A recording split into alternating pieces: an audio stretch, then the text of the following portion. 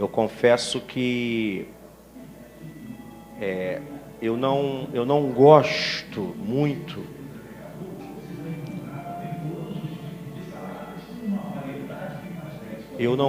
muito de me sentir como um pregador itinerante convidado, porque eu gosto de pensar que por onde eu passo eu faço amigos. Então não seria uma agenda, um compromisso funcional, quase profissional. Não. É uma oportunidade para estar juntos com amigos, para louvar ao Senhor. Se eu puder construir essa amizade em todas as igrejas por onde eu passar, eu serei um homem feliz. Algumas eu consigo, outras não. Mas a verdade é que aqui eu consegui, eu e minha esposa, nós conseguimos. Nós estávamos ali no gabinete pastoral conversando. Eu confesso que eu sou meio... Para mim é um pouco difícil guardar datas e mensurar tempos, assim. E eu não consegui me lembrar, mas há quanto tempo a gente já caminha com os irmãos aqui? Aí o servo do Senhor foi lá do baú da memória e tirou para mim. O senhor lembra que nós íamos buscar o Senhor de carro lá em Honório Gurgel? Quando ele falou isso, eu pensei, meu Deus, então tem muito tempo mesmo. Porque eu me lembro que naquela época meus filhos ainda andavam comigo. E eles vieram aqui, eram pequenininhos. Então a gente já caminha há muito tempo juntos, né?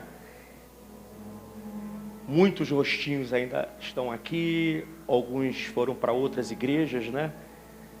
Mas a verdade é que a gente percebe que Deus tem sido bom conosco aqui, tem abençoado os irmãos. Nós estamos deixando para trás um tempo muito doloroso, um tempo muito, muito difícil, que deixou machucaduras em todos nós. Mas Deus tem nos dado graça e nos abençoado. Eu quero parabenizar todos os irmãos pelos 22 anos da igreja. É jovem, está na flor da idade. E desejar a todos os irmãos da Graça Plena saúde, paz, vida sossegada, como Paulo gostava de falar, né? Que tenham uma vida sossegada, com frutos do Espírito se manifestando, com fruto do Espírito se manifestando, família transformada, abençoada, um final de ano marcado pela graça de Deus. E se a gente não retornar aqui antes, um ano novo repleto de paz, de realizações e de saúde. Amém? 1 Samuel capítulo 7.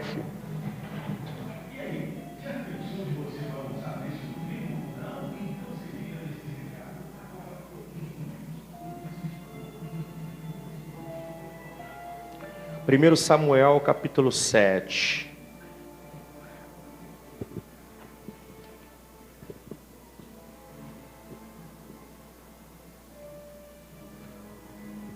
Diz assim o texto, versículo 12.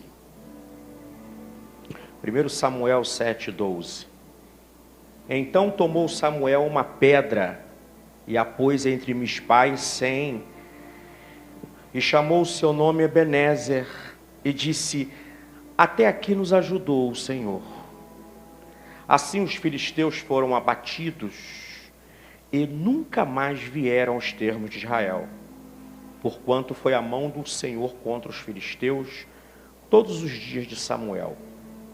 E as cidades que os filisteus tinham tomado a Israel foram restituídas a Israel, desde Ecrom até Gate, e até os seus termos Israel arrebatou da mão dos filisteus, e houve paz entre Israel e os amorreus. E Samuel julgou a Israel todos os dias da sua vida. E ia de ano em ano, e rodeava a Betel e a Gigal e a Mispá, e julgava a Israel em todos aqueles lugares. Porém voltava a Ramá, porque estava ali a sua casa, e ali julgava Israel, e edificou ali um altar ao Senhor. Os filisteus, até pela tradução do próprio nome deles, era um povo que vinha pelo Mediterrâneo e tinha um hábito de pilhar, saquear, ferir nações e povos estrangeiros. Na verdade, os filisteus eram muito temidos, porque a história, a arqueologia bíblica nos dá conta de que os filisteus, eles tinham uma tecnologia avançada para aquele tempo, para a guerra. Os filisteus detinham o poder, a ciência da manufatura de ferramentas, e eles conseguiam forjar ferramentas para o serviço diário, e conseguiam forjar também armas, espadas, lanças, escudos para a guerra. E como se não bastasse o domínio dessa tecnologia, e Israel naqueles dias não tinha essa tecnologia, esse domínio dessa manufatura de materiais de ferro fundido, como se não bastasse essa tecnologia, os filisteus, por conta da sua rotina, por conta da sua agenda predominantemente militar, os seus cidadãos se tornaram pessoas especialistas na guerra. Era uma nação expansionista. Atracavam ali no Mediterrâneo e saqueavam as nações que estavam por ali. E Israel foi durante muitos anos, afligida pelos filisteus. Na verdade, o momento mais emblemático, mais dramático de Israel nessa peleja contra os filisteus foi naquele tempo em que o rei Saul estava governando. Tempo difícil. Os filisteus traziam terror às tribos que faziam fronteiras com a Filistia. E aqui, no período de Samuel, um período anterior ao rei Saul, os filisteus já estavam dentro do território de Israel. A guerra, ela foi empurrada para dentro do território dos hebreus. E os filisteus já tinham domínio de algumas tribos israelitas. E o povo de Deus vivia subjugado ao domínio e à tirania dos filisteus. De maneira que os filisteus ganharam um status de nação dominadora em relação a Israel. Não havia paz social dentro das fronteiras de Israel. As tribos que ficavam mais próximas do Mediterrâneo eram as tribos que mais sofriam com os ataques dos filisteus. E só quem sabe descrever isso é quem viveu debaixo do signo do domínio, do tacão de uma nação poderosa, belicosa e expansionista. De maneira que havia luto, havia dor, havia angústia, havia medo, pânico social, havia fracasso econômico, porque os filisteus interferiam significativamente na vida social, política e psicológica do povo de Deus. Naquela época, Samuel era a liderança maior de Israel. Israel era governada por juízes e Samuel era o sacerdote, profeta e juiz daquele tempo. E a gente sabe perfeitamente que Israel, por conta do seu pecado, sofria nas mãos dos povos vizinhos. Foi um gatilho que Deus estabeleceu. Deus já havia dito isso. E ele sempre disse isso. Que se a nação desse as costas para ele, se a nação passasse a se comportar como as nações vizinhas, adorando a ídolos, sacrificando os filhos aos deuses malignos de Canaã, Deus disse que entregaria o povo nas mãos dos seus inimigos. Então a gente percebe que o cenário era um cenário dramático. Por quê? Havia uma decadência espiritual entre os hebreus, uma deterioração da espiritualidade. Eles não conseguiam ser fiéis a Deus, viviam uma vida espiritualmente promíscua. E ao mesmo tempo, sofriam com retaliações e ataques dos filisteus. Na verdade, quando a gente olha para essa relação, infidelidade a Deus e problemas na vida, porque foi Deus que fez essa conexão, infidelidade a Ele, resultando em dificuldades na vida. Quando Deus estabeleceu esse princípio, Israel passou a viver longos períodos de subserviência, de vida subjugada nas mãos dos seus adversários. Eu me lembro que mais à frente, no período monárquico, aconteceu de novo. O profeta Jeremias foi erguido por Deus na nação num tempo de juízo. E a palavra do profeta Jeremias era sempre uma palavra de exortação, uma palavra de confronto, uma palavra com contornos exortativos, repreensões mesmo. E uma certa vez, Deus falando através deles, através de Jeremias, disse para eles: vocês confiam no Egito? A fé de vocês está apoiada em Faraó? Porque Deus disse que estava levantando Babilônia, Nabucodonosor, para punir Israel. Israel precisava se converter a Deus, mas na mente deles, continuar vivendo uma vida solta, comprometida com o pecado, era mais precioso do que viver uma renúncia em relação ao pecado e se submeter ao senhorio de Deus. Os ídolos não cobravam deles aquilo que Deus exigia.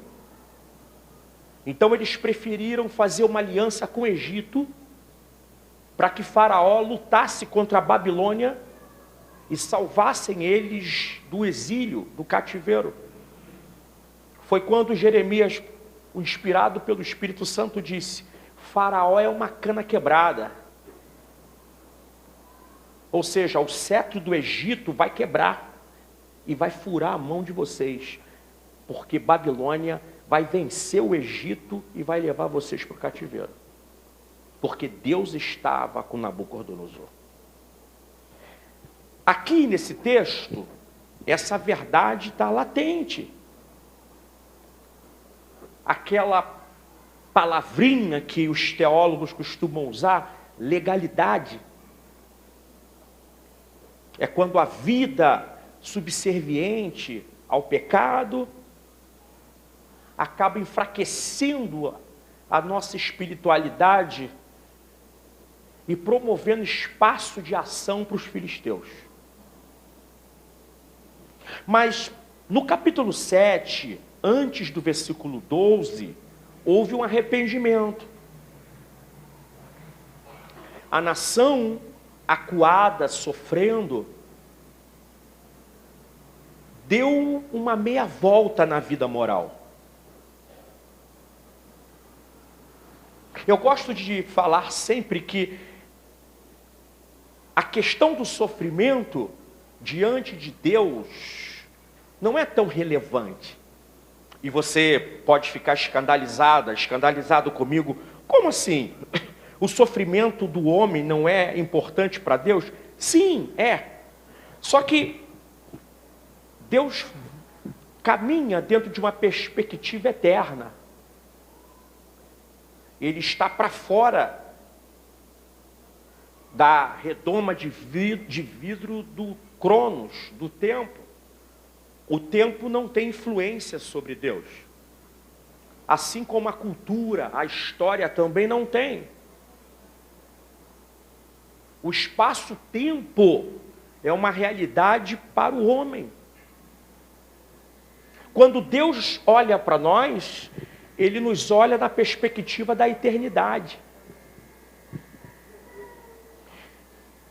A gente sofre muito porque a gente tem um olhar horizontal, terreno, com perspectiva de 70 anos de vida, 80. Deus olha para nossas almas que não tem data de validade. Muitas das vezes as ações de Deus, elas extrapolam essa história aqui por conta dessa realidade que é dele, intrínseca nele, da eternidade. É como se ele dissesse para nós: vocês estão sofrendo porque o corpo está doente, mas vocês vão viver eternamente comigo. Olhando por esse prisma, o desconforto, as lutas, as enfermidades, elas ganham um significado muito pequeno, porque a eternidade não tem fim. Uma vez dentro da eternidade, olhar para trás, se é que seria possível fazer isso, é enxergar uma dor de uma forma microscópica.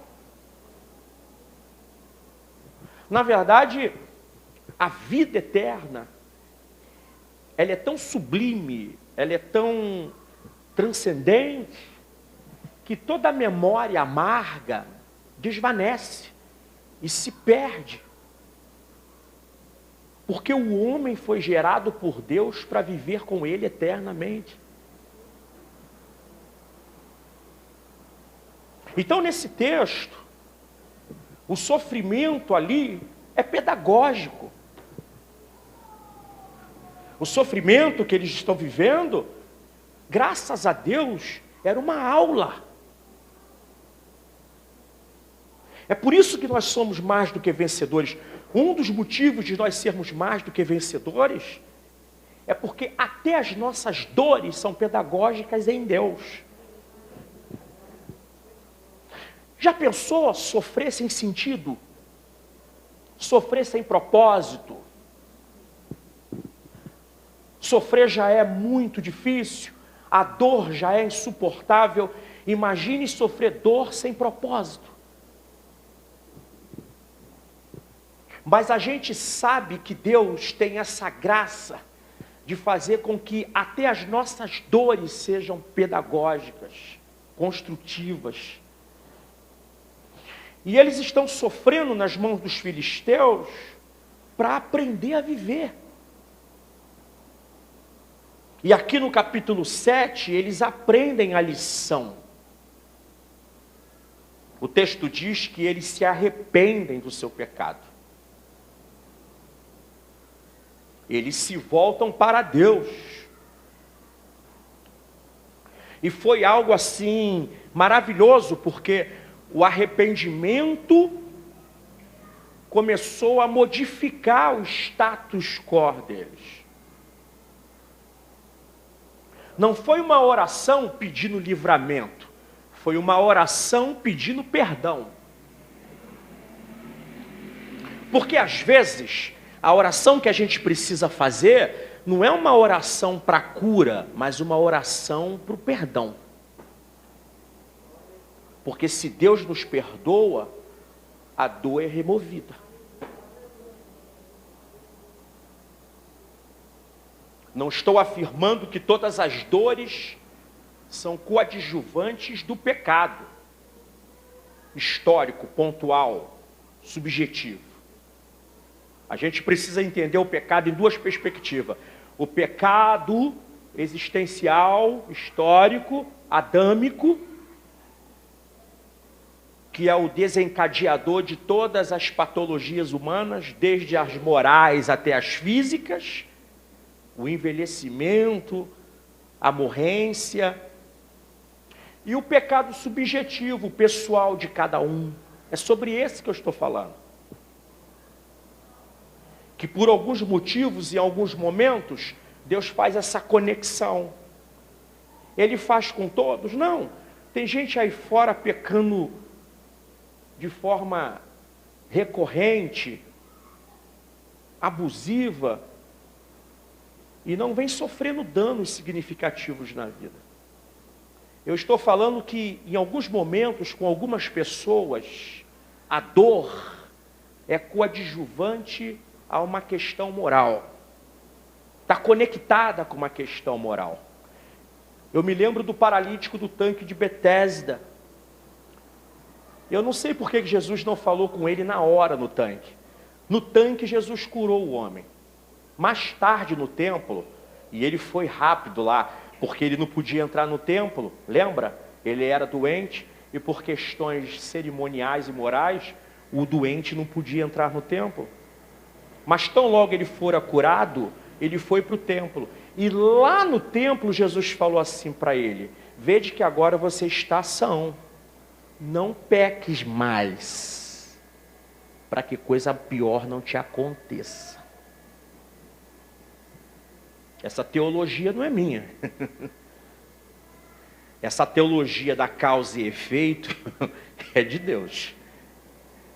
Só quem tem autoridade para sinalizar que o sofrimento de alguém é por conta de falta de perdão é Deus. Nós, seres humanos, não temos esse discernimento e nem o direito de afirmar isso. Nós não temos o direito de fazer como os amigos de Jó, julgar e especular a dor do outro. Só Deus sabe, porque só Ele é o pedagogo da vida. E aqui nesse texto, de novo, essa pedagogia se manifesta. E o povo se arrepende, o povo aprende a lição. E aí, os filisteus são vencidos.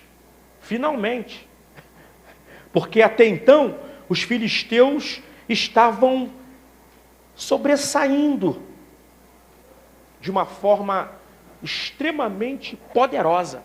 Sequestraram a arca, mataram os filhos do sacerdote, ele de uma forma indireta morreu por causa daquilo, e a nação ficou debaixo do tacão filisteu. Mas aqui no capítulo 7, o povo se arrepende. O versículo 4 diz que eles tiraram os baalins, astarotes, e passaram a servir só ao Senhor. E no versículo 5 do capítulo 7, eles congregaram-se. E Samuel disse para ele: vão para Mispá, juntem-se lá em Mispá e vamos fazer um culto lá. E eles foram para Mispá e congregaram em Mispá e jejuaram ali. E ali confessaram o pecado: pecamos contra o Senhor.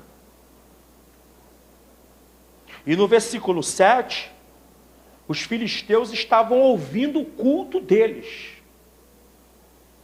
O inimigo, o grande problema deles agora está ouvindo o culto deles, porque eles estavam ali, no palco da guerra. Mispá era o palco da batalha.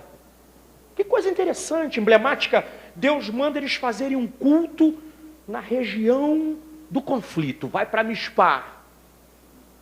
Vai para lá, aonde está se manifestando o grande conflito. E em Mispá, eles cultuaram a Deus. E a gente sabe que eles estavam ali colados com os filisteus, porque o versículo 7 nos mostra que os filisteus estavam ouvindo o culto deles. Percebe? O poder das nossas armas. É porque o nosso lado adâmico, a nossa carne, ela tem uma dificuldade tremenda em confiar nas armas espirituais que Deus disponibiliza. Nós fomos criados por Deus, mas nos tornamos mundanos. E as nossas armas passaram a ser armas impressionistas. As nossas armas são armas secularizadas, são armas desse século. É o nosso grito, é a nossa força de personalidade, nossas carteiras, nossas armas de fogo. Tudo nosso é assim, com aparência de poder. Nossas espadas, nossos elmos, nossos escudos. Aí vem Deus com as armas dele. Oração, culto, jejum, funda de Davi, o poder do meu nome. E a gente quer lá saber do nome de Deus, a gente quer gritar. Quer fazer valer a nossa justiça, vou ali fora e vou dar na cara dela. Não é assim? E Deus está falando conosco, você não tem que usar essas armas. Mas a gente tem a tendência a menosprezar as armas de Deus. Os hebreus estavam confiando em Baal, confiando na força militar deles, e estavam perdendo para os filisteus. No capítulo 7, Deus fala, vocês precisam se arrepender e orar a mim, voltar aos costumes antigos, dependência de mim e oração. E eu venço os filisteus para vocês. E foi o que aconteceu. Eles oraram, se arrependeram. Eu acho lindo o versículo 6 no final, porque eles demonstram um arrependimento que tem se visto pouco por aí. Nós estamos vivendo a época da justificação humana. É o espírito de Saul. A gente sempre tem uma desculpa para os nossos pecados. É uma psicologização, a gente começa a transformar a vida numa grande psicologia. E começamos então a mostrar para os nossos inquiridores que a gente fez aquilo porque a gente sofre de algum transtorno. Ou então colocamos a culpa no outro. Nós estamos vivendo a época dos atenuantes. Mas olha como os hebreus, eles são secos, simples e objetivos. Pecamos contra o Senhor. Pronto. Ninguém tentou justificar. Não, mas também. Esse não, mas também não houve. Eles só disseram o seguinte: pecamos. Pecamos. Sara nossas vidas. Se nós tínhamos motivações para pecar, não importa. Se havia justificativas, não importa. Até porque Deus sabe tudo. O que nós precisamos dizer é: pecamos. Igual o filho pródigo. Pequei contra o céu, pequei contra ti. Acabou. Não tentou dizer para o pai: eu sou jovem, estou vivendo uma época da puberdade. Desculpe, meus hormônios falaram mais alto. E eu fui para a terra distante, me prostituir. Não é assim que os homens fazem?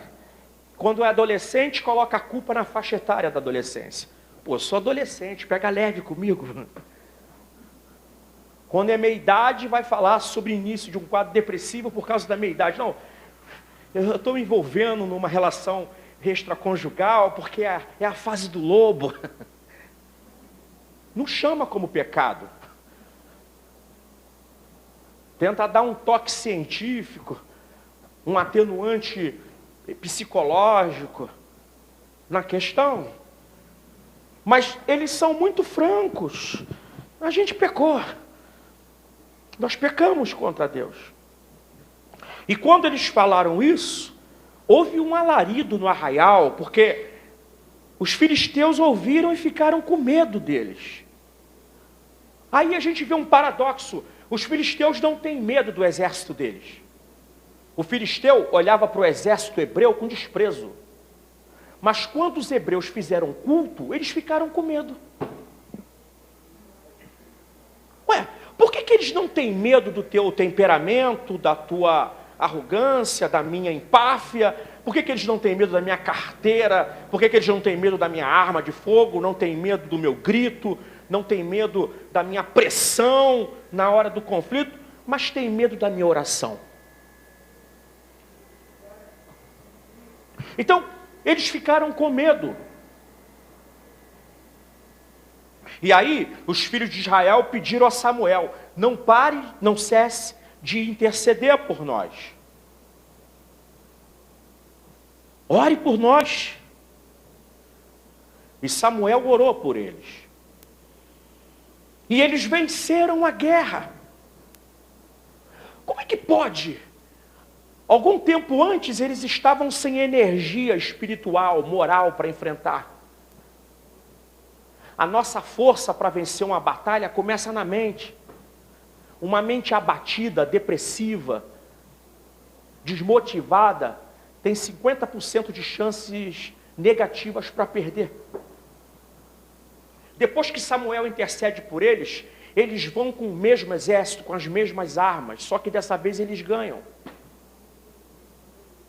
Não mudou nada, nada mudou. Era o mesmo exército, patético.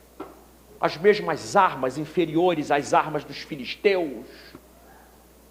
Só que agora eles estão alinhados com Deus.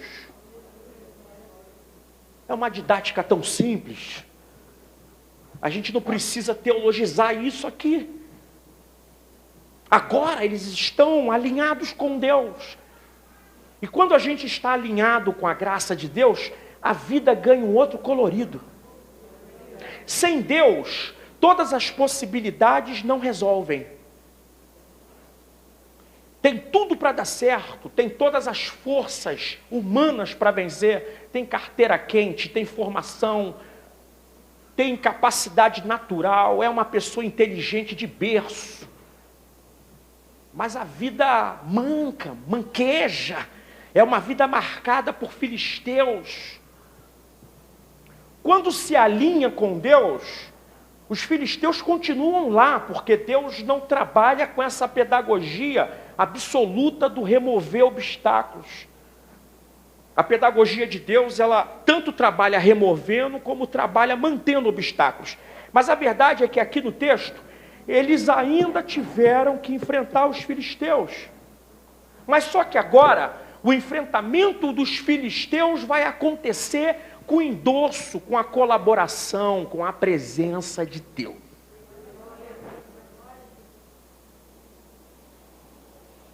Mas o que eu quero me ater nessa manhã e caminhar para o fim, é a frase que a gente tem como texto áureo desse capítulo 7.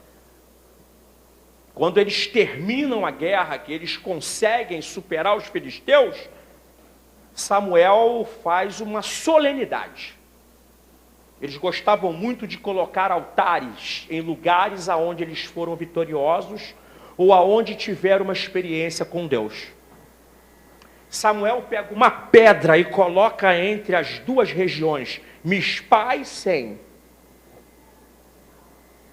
e crava a pedra ali, e consagra a pedra, e chama a pedra de Ebenezer. Em primeiro lugar, a gente aprende com esse ato solene, espiritual de Samuel, que as nossas vitórias E a gente não está fazendo favor nenhum a Deus. As nossas vitórias precisam ser tributadas a Deus. Eu costumo dizer o seguinte: existem dois caminhos de vitória que Deus utiliza invariavelmente. Aquele sobrenatural, aquele poderosamente sobrenatural, aonde coisas fantásticas, transcendentes acontecem. De você sair ali fora e uma pessoa parar e dar um carro na tua mão com chave, com documento. Eu estava ontem pregando lá em Queimados e ouvi um testemunho parecido. O rapaz, o senhor, ele foi criança vendendo cloro. Pequenininho, vendendo cloro. A mão dele ficou toda cozida pelo cloro. Passou fome, passou aperto. Até que um dia, agora adulto, trabalhando com telefonia na rua, tornou-se supervisor de uma região, consertando, instalando e cortando cabos de telefonia. E uma senhora bem idosa não tinha conseguido pagar a sua conta, e ele foi ali para cortar o serviço. Só que naquele dia o pastor dela estava na casa dela, e o pastor dela chamou ele no canto e falou: não faça isso, ela vai acertar, dá mais uma chance para ela é idosa.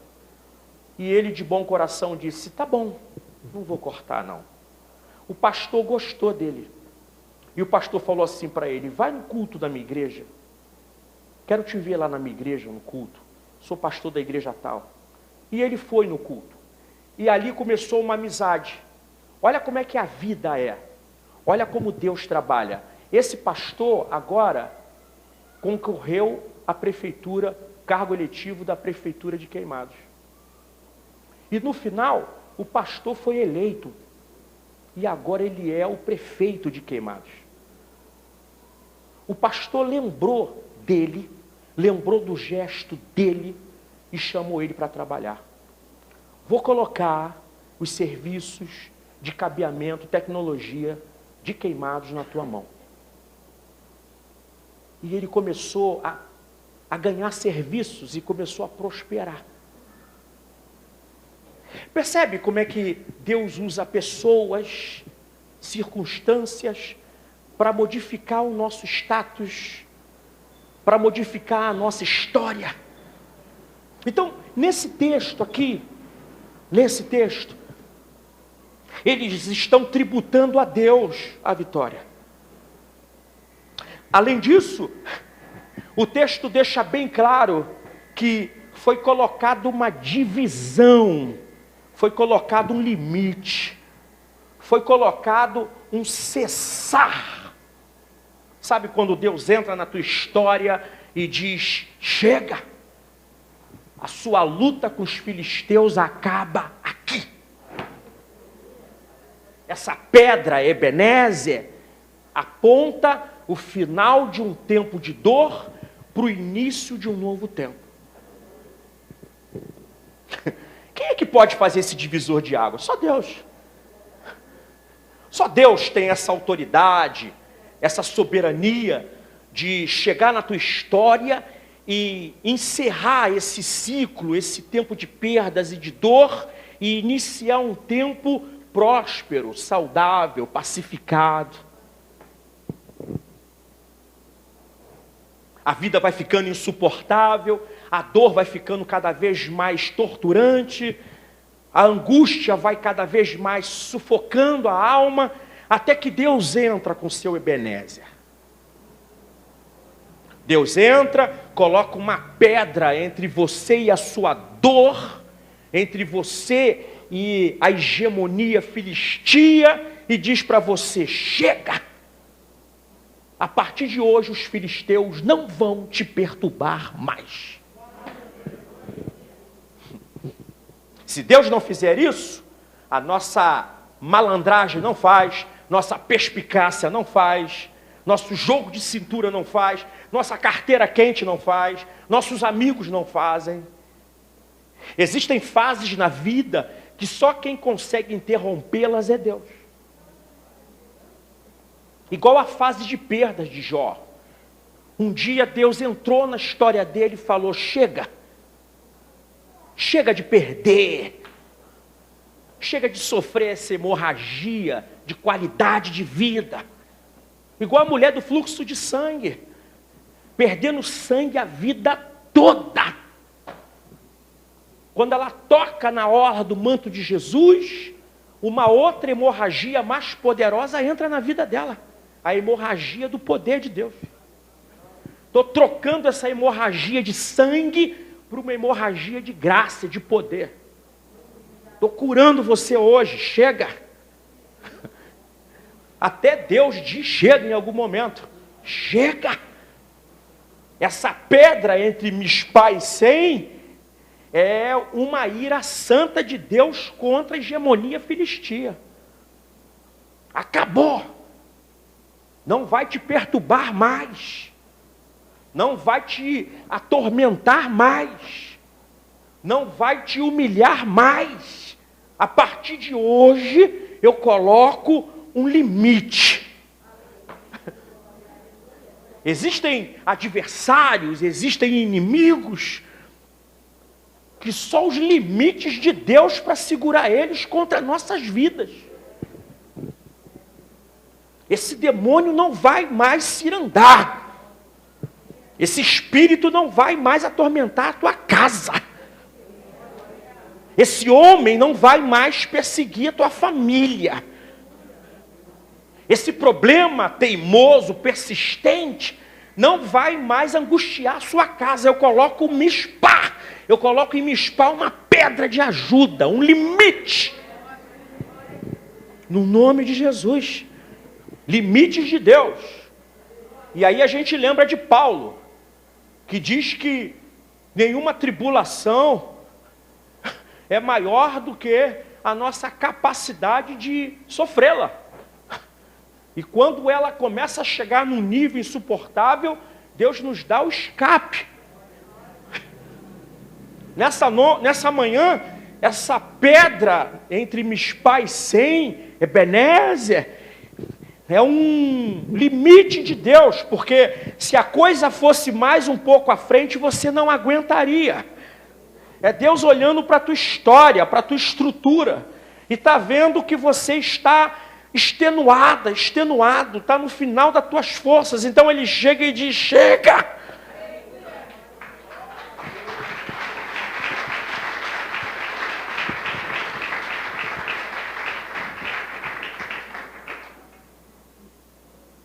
Além disso, essa pedra, Ebenezer, colocada ali entre Mispá e Sem, é a pedra que inaugura um novo ciclo na vida. São as fases da vida que Deus interrompe umas e inicia outras. E aí eu preciso falar com você que nada, quando nós falamos de luta, de dor e de sofrimento, nada é para sempre.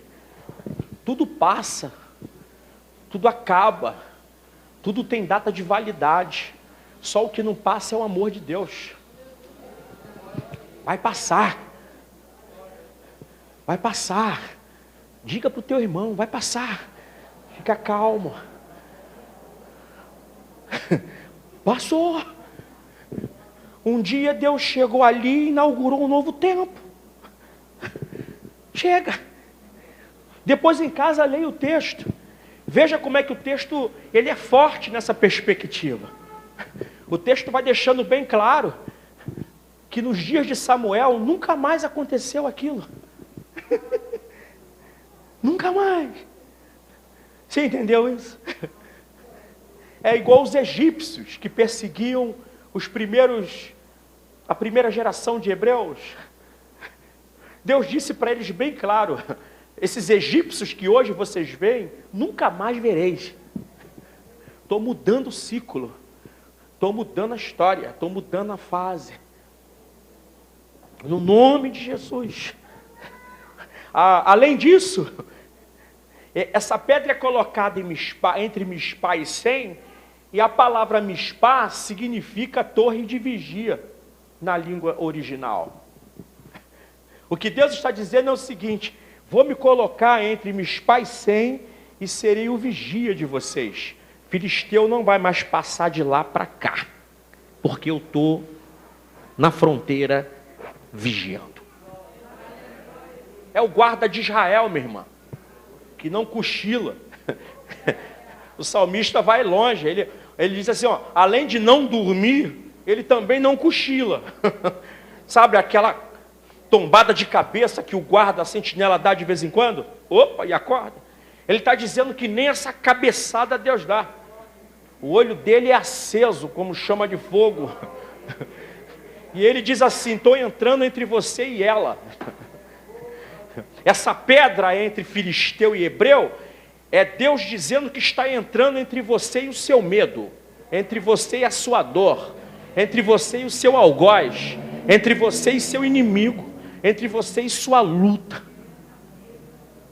Estou entrando no meio, estou me colocando no meio desse caos, estou me colocando como torre de vigia para a tua vida.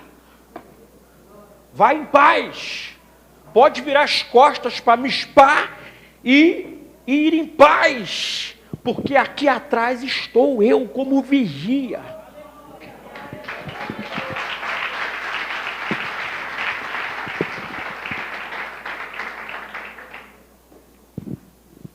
Quem é que consegue mandar alguém dormir? O psiquiatra, para fazer você dormir, tem que te dar remédio. A internet está cheia de informações de autoajuda para ajudar a gente a conciliar o sono. Mas nessa manhã, Deus está falando com você. Descansa, vai dormir. Eu estou acordado. Coisa linda.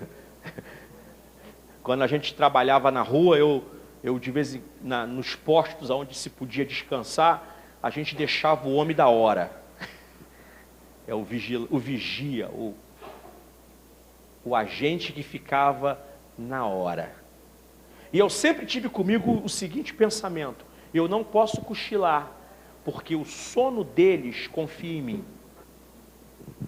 Quem deitou para dormir, confia em quem ficou acordado. Quem ficou acordado é o protetor de quem deitou para dormir. Então, nessa manhã, Deus está falando com você, de uma forma muito clara. Vai dormir, vai descansar, porque eu não durmo, fico acordado o tempo todo.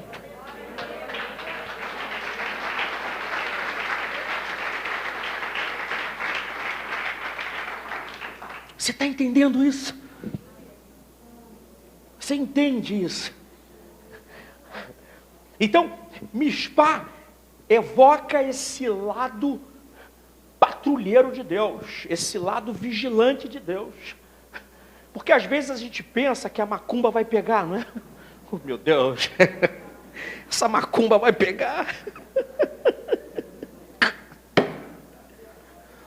E Deus está falando com você. Que isso? Quem tu pensas que eu sou? Tu achas que eu estou no meio dessa celeuma de entidades? Deus ignora as entidades. Os espíritos, as demandas espirituais desse mundo. Ele está acordado, soberano, poderoso, guardando tua vida. É tão soberano, que tem a capacidade de ganhar mesmo quando na história a coisa tem cara de derrota. E perdeu o quê? Olha como é que Deus está triunfando nessa aparente derrota. Além disso, essa pedra foi colocada também entre 100. Mispa e 100. Mispa, torre de vigia. 100, rochedo. A palavra 100 pode ser traduzida por rochedo. Aí, gente, a gente tem que pensar em Cristo, porque toda essa gama de informações do Antigo Testamento é sombra das coisas futuras. Em primeiro lugar, Ebenezer é Cristo, pedra de ajuda. Ele é a rocha. Deus foi marcando isso desde o Antigo Testamento. As rochas que Moisés tocou e bateu com a vara, as pedras de tropeço que é falada no Novo Testamento, no Antigo Testamento, as rochas no deserto, a pedra de esquina. Todas as vezes que vai se falando de rocha e de pedra, na maioria das vezes aponta para Cristo, nossa rocha, nosso sustento. Então nessa manhã, Deus está falando para você que caminhar com Ele é caminhar seguro. Deus não é uma terra solta, uma areia, uma lama. Deus não é uma terra movediça, instável. Ele diz, eu sou uma rocha. Rocha do livramento. Rocha da segurança. Rocha da estabilidade. Rocha da firmeza. Se apega em mim.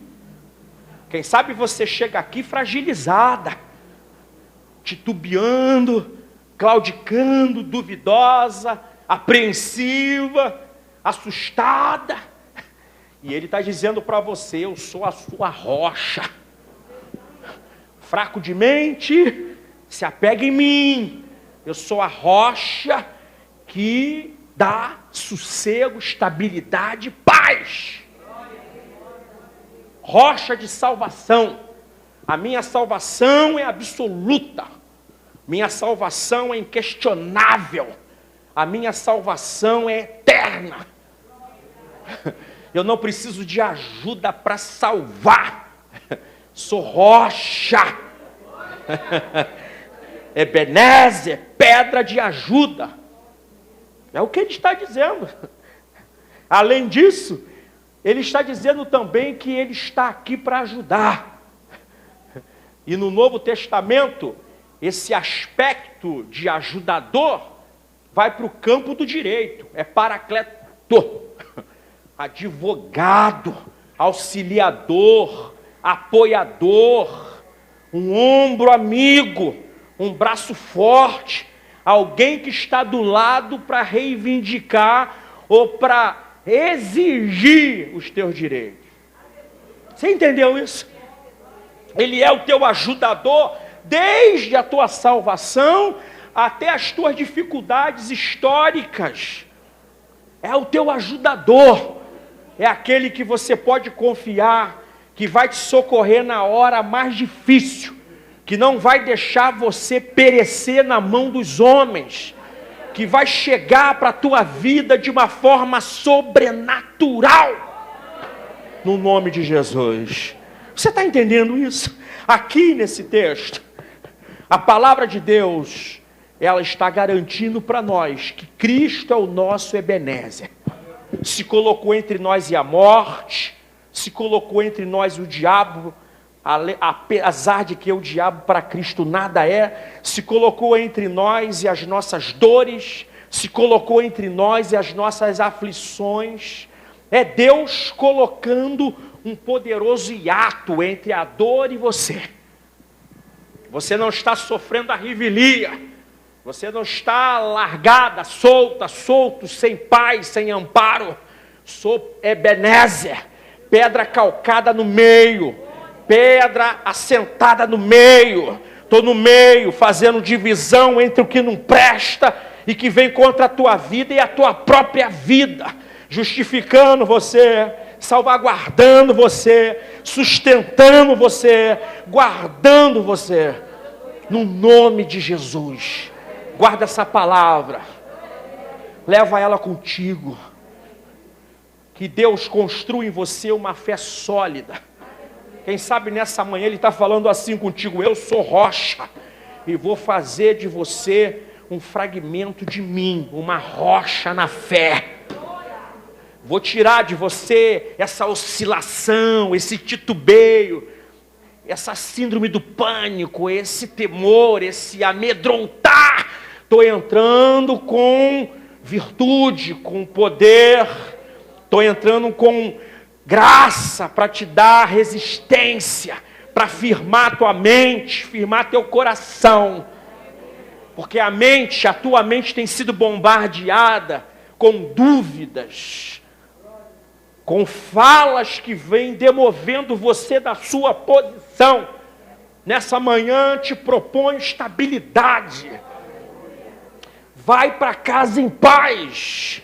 Pode dar as costas para os filisteus e ir para casa. Eles não vão te atingir por trás. Porque eu me coloquei entre Mispá e Sem.